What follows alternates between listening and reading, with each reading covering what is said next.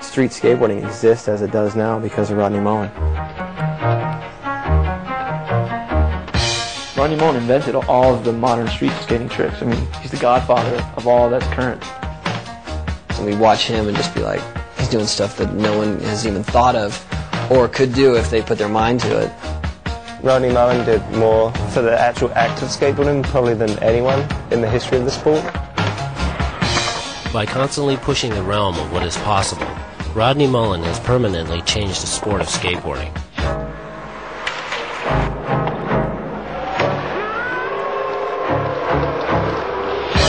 His legacy began in Gainesville, Florida in 1977.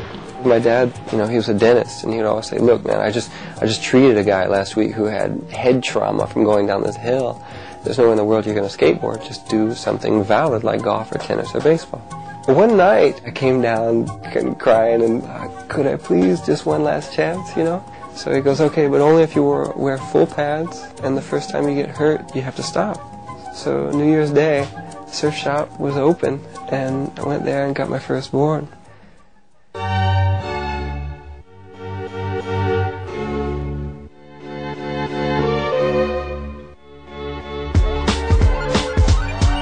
My sister was a surfer, and so she hung out with the whole surf crowd that would surf on the weekends. And then during the week, they would do a lot of slalom and set up these ramps. So I would watch those guys and just think, wow, they're cool, this is independent, there's no coach, there's no nothing.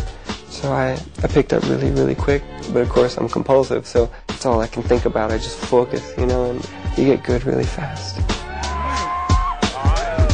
After just 1 year of skateboarding, Rodney was sponsored by a nearby shop. Rodney rides for Inland Surf Shop out of Gainesville. He did well in local contests, but was often uneasy around crowds of people. Hard to emphasize this enough that I was not used to people. Probably spoke most of the dog. Here you are on camera right here. I didn't get to catch your freestyle. What place did you get? I was tied for third with that little GNS guy. All right. Skateboarding is something that is so it talks to me. It's an interaction with something almost, alive. It's because it changes according to you, and that's it. It's my friend. Yeah. At age 11, Rodney's family moved to a farm outside of Gainesville, Florida. With the closest neighbor 2 miles away, Rodney lived in near isolation, but this only served to encourage his obsession. The rural environment began to shape Rodney's skating into a more specialized form, using only flat ground. This later became known as freestyle. It's just the cows in the three-car garage. If that's your only world, So, okay, what can I do with this? So freestyle kind of came from that, but freestyle wasn't really defined at that time.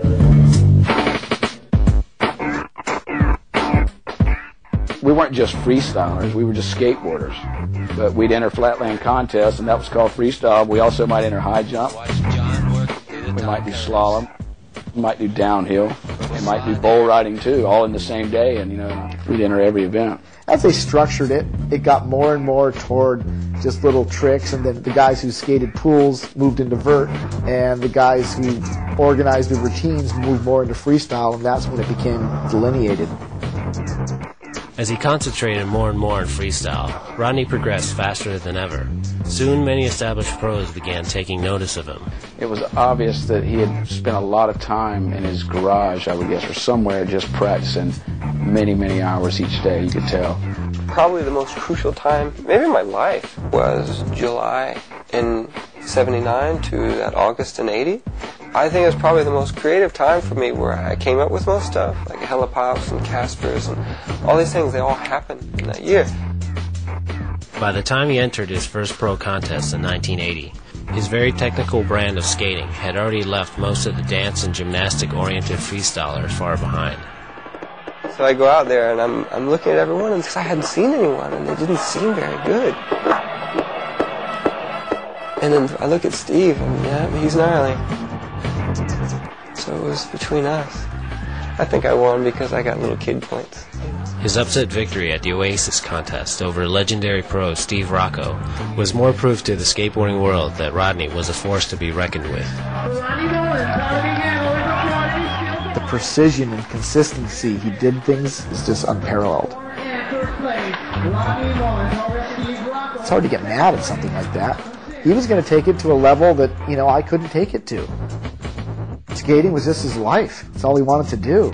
But just as it was taking off, Rodney's career almost ended because of an odd promise he'd made with his father. In order to be allowed to skate in the Oasis contest, he would have to give up skateboarding when he returned home. And what had happened, I had won, and then I came home and I was packing away all my stuff to treasure for the rest of my life, thinking that was it. And then the magazines called, and the companies are calling, and then my dad was like, well, look, I guess they're putting money into you, and so I have no choice, but just know that this is very temporary. And that has echoed in my ears more than anything, that this is very temporary. Take it as your last chance. Rodney's sort of like a mule. The harder you pull him, the more he digs his heels in. And his dad was always trying to pull him away from skateboarding, which means Rodney clung to it even more. After gaining recognition for his victory at the Oasis contest, Rodney turned pro for Paul Peralta. He was made famous by Paul's breakthrough videos, but still spent much of his time in obscurity, skating alone in his family's garage. All he wanted to do was figure out how to do new things with the skateboard and new tricks, and he didn't care if anyone else was doing it, if anyone else thought it was cool. He just wanted to see what was possible. Although too technical for most, Rodney's innovations began to influence pros who were also pushing the limits of skateboarding. I learned finger flip layers on vert because I was inspired by Rodney doing it. And I wanted to take some of these things that he was doing and try to learn them in the air, in the pools. That was the first one I did that was directly linked to freestyle. One of Rodney's simpler innovations that completely revolutionized skateboarding was the flat ground ollie. Even on vert, when ollies were first invented, Alan Gelfand didn't really hit his tail, he just kind of scooped it. And so when we would try to mimic that on the street, we would just do it without hitting our tail and barely get anywhere, and Rodney figured out how to snap it and pop it up. I'm sure that he was the first one who ever did a flat ollie that was over like 6 inches. If that's all he ever did, he would still have to be at, top of the list as far as who's important in skateboarding. But his list of tricks doesn't stop there, 360 flip, kick flip, heel flip, that's all Rodney Mullen tricks. It's crazy because I never knew. I thought Jason Lee invented the 360 flip, But I didn't know to watch a video 10 years before that and see the first one. I've come to learn it, a couple of years ago that Rodney Mullen invented every trick that I know how to do. He was just pushing himself physically and mentally and opening new doors. From the very beginning of his career, Rodney's progression began to put him in a class of his own. He just started overtaking everyone at such a high speed, no one could ever catch him. He was the first skater that I'd ever come across that was committed to his craft, dedicated to it, believed in practicing, believed in going out and getting better. The thing that's amazing is just the fact that he wouldn't be just holding back and doing just basic tricks to win the contest. He'd be doing stuff that no one had ever seen before and doing it consistently. By the late 80s, Rodney had gained popularity with a more mainstream audience. He was the star of parades, international tours, and even appearances on television. Remember in '86 was when it was really dawning on me that skateboarding was big. And then I go on tour, and everyone, there's so many people. And I'm just like this pet on parade. That was the weirdest thing about skateboarding, not so much being a star, but just being surrounded by so many people that were looking at you. And tonight he's here on our stage to demonstrate some of his truly incredible skateboarding skills. So please welcome skateboarder extraordinaire Rodney Mullen.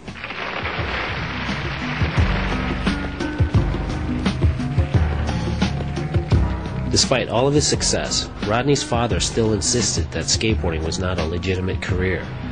Taking this into consideration, Rodney began to contemplate retirement.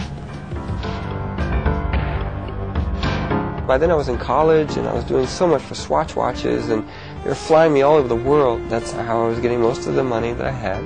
No one bought freestyle boards. And I remember thinking, wow, this is it. Grow up. And Steve calls me. He was like, Rodney, look, this